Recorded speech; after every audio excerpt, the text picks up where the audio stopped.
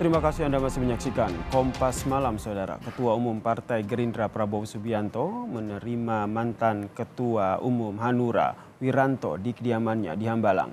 Kedatangan Wiranto ini, Saudara, untuk menyerahkan sejumlah mantan kader Hanura yang bergabung ke Gerindra.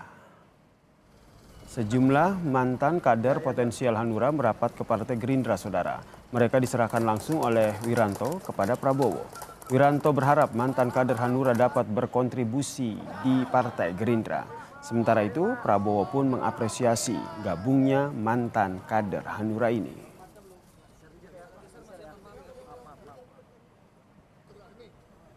Kita bersatu, Bang. Terima kasih dorongan Bapak, moral ini kayak booster energi bagi kami.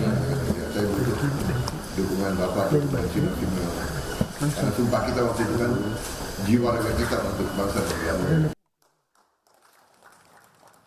Sebelumnya, Saudara, mantan Ketua Umum Partai Hanura, Wiranto juga menyerahkan sejumlah mantan kader potensialnya ke Partai Persatuan Pembangunan.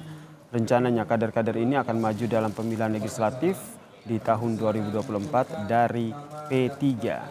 Wiranto menyebut mantan kadernya kini berlabuh di P3 dan Gerindra untuk maju di pemilu 2024. Kepada 7 kader potensial laki-laki dan 1